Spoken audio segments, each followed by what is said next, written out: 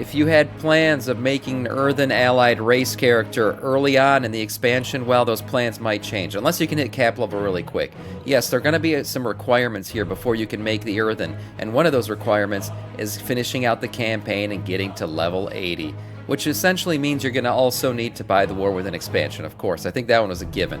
But anyways, once you get into the game, you're going to have to finish out all the quests, the achievements, and different things. Most of these achievements have to do with basically finishing out the campaign quest lines and stuff. But you're going to have to grind out the campaign quest lines, have a level 80 character, and then you will unlock the Earthen with United We Stand. Yes, that is the final chapter there. And once you do, you'll be able to make yourself an Earthen boy.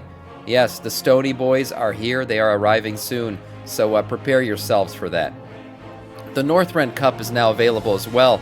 If you're a dragon rider, a rider of dragons, or just like to be ridden by a dragon, you know, to each his own. The Northrend Cup is now live, allowing players to complete 13 new dragon riding races in the icy skies of Northrend. Check out the rewards, including the Drake Racers Transmogs. So a couple nice little transmogs here that you'll be able to get if you in fact go through and finish this. You get the blue colorway of the Dragon Riders, you know, transmog, the Drake Racers transmog as they call it. It's the icy look for it, which is really cool. You also get some dragon customizations, some Proto Drake, Windborn Highland, and Cliffside Drake customizations for you as well. So that's pretty cool. Get out there and get that done if you haven't already. I've been enjoying dragon riding racing, and it's going to continue in the War Within, so that's pretty nice. So we'll be seeing those continuing on. As for crests, it looks like I keep seeing hints. This season might be shorter than we think, guys. And another hint is dropped about that. The crest cap has been increased to 240 early here. So you can gear out quicker, faster, and go balls to the wall faster than ever. I'm happy Blizzard did this because to me, a Season 4, you know, a final season in an expansion really should be about going balls to the wall, just helicopter dicking your way around, as I always say.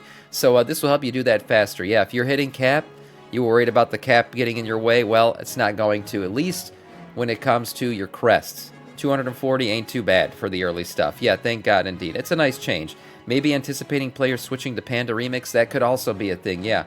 Surely Panda Remix dropping on the 16th of next month could, you know, could certainly take people away, so maybe they want people to be able to gear out faster. But if your plan was to take your legendary and max it out all the way right away, I hate to rain on your parade, boys. If your plan is to gear out your legendary as fast as you can, you're going to have to meet cap essentially 2.7 times. Yeah, so getting your 2 bronze bullions, that'll take 2 weeks. So at least you're going to have the 2 weeks of cap on terms of bronze bullions, right? Because you can only get 1 per week. You get your Scale of Awakening, which is going to happen for a lot of people next week. And then you can just cap out twice on the Flight Stones, 2.7 times essentially, without spending on anything else, and get yourself to 535 eye level. In total, it will take you 60 Worms Awakens Crest, 90 Aspects Awakens Crest, and as I said before, 2,700 Flight Stones. Or sorry, 4,700 Flight Stones in total. Yeah, so not bad. Not bad. That'll take you, again, to 535 item level. It's pretty high. Moving on. May 2, 2024 rewards for completing the Traveler's Log.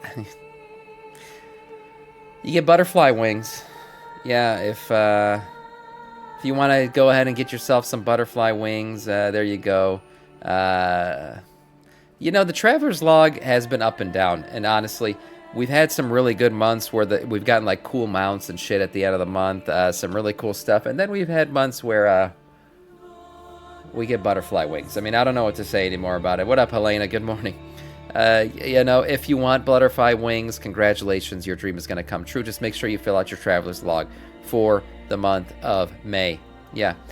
Some other rewards that are coming. It's a very springy themed Traveler's Log. We got the Ember Skitterfly, the Blazing Hippogriff, and the Royal Swarmer Reigns as your mounts. They are right here, so you get some bug mounts and the Hippogriff. There's a couple other things. Mainly it's about flowers and, you know, daggers with roses on them. Some rosaries here on the bows. Yeah, you get the theme. It's very much a nature theme, a spring theme. So if you're into that, this could be the one for you. This could be the trading post that you've been wanting, loathing for, and go. Do the stuff. Reminder, Plunderstorm ends today, boys. Today is the final day of Plunderstorm, so if you didn't plunder enough plunder, you didn't do the things well, until servers reset, which by the time this video goes live, they already would have. You got double renown still, so get in there, get your plunders on. I'm sure Plunderstorm will return in some form or fashion down the line. It was a popular event.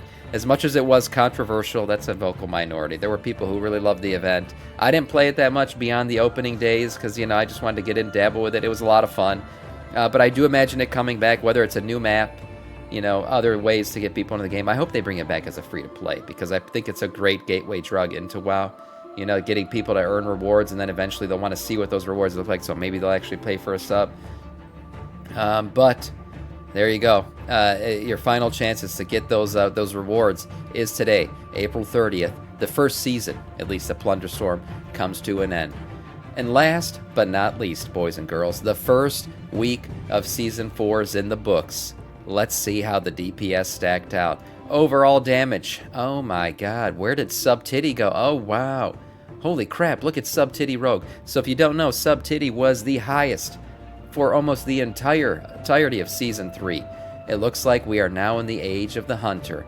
Yes, overall damage, Marksmanship Hunter takes the top reins, along with Windwalker Monk, Frost Mage, Outlaw Rogue, Beast Mastery Hunter, Devastation Evoker, Shadow Priest, Havoc. So wow, holy crap. This is a flip-flop, because for the longest time, it was all the melees. It was Sub Titty Rogue, we had Death Knight, Unholy Death Knight, we had Paladin, we had Warrior, like these were all in the top. And now they've all dropped. What the heck? I'm shocked. I know they made a lot of adjustments to the classes, but this was a complete flip from season to season. Let's see overall boss damage, how that's looking. Devastation Evoker, man. Final season of Dragonflight, the dragons are popping off. Also, it looks like a great time to be a hunter with Beast Mastery and Marksmanship out there. Unholy doing really good single target damage, it looks like, so if you want to raid, it's still a good idea to bring them. Mages are doing much better this season as well. Frost and Arcane doing really good. Shadow Priest. We got Frost DK up here. And then, you know, Warrior, Mage, Sub-Titty at the middle there. Retribution Paladin still doing all right. You know, Paladin, whatever you want to call them. And then rounding out the bottom here, we got, man, Warlocks just have been hurting on single target. How are they doing again on... So they're mid-grade on overall and mid to bottom. Wow. On single target. That's interesting. Warlocks usually have one class that's popping out, one spec that's popping out, but it's interesting to look at. Fury Warrior, oh man. Yeah, that's pretty devastating for Fury Warrior. Melee will make a comeback when they upgrade the Legendary. That's a really good point, Warblade. That's actually a really good point. Melee will pop off, I assure you. If fully upgraded Legendary isn't popping off, I'm sure that Blizzard will kind of rework it a little bit to make it better. Yeah, but we'll see. Sam, will you do a remix? We'll have to wait and see how that goes. All right, here are the biggest... Oh, my God. Look at this. I told you guys there was a complete flip. So, movers up and down. The biggest mover of them all is Beast Mastery Hunter, moving up 20 spots, essentially flipping its position in the charts. We also have huge movers here. Marksmanship up 17, Windwalker 17, Frost Mage 17, Devastation Evoker 17, Shadow Priest 10. So those are your big movers up. Let's see who catapulted their way down the list. The biggest mover down, Sub Titty Rogue. Not a surprise, as I mentioned. They were the kings of Season 3, and now they are ranked 17th. Wow, okay. 13 down for Unholy, 14 for Retribution Paladin, and 13 for Fury Warrior. As I said, these were the big boys. The melee DPS was really king in Season 3. And then we got Ass Rogue, all the way at the bottom, down 15 spots. Holy crap.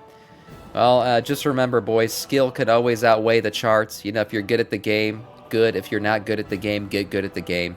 That can always offset these DPS charts. But that is it for the first week of Season 4.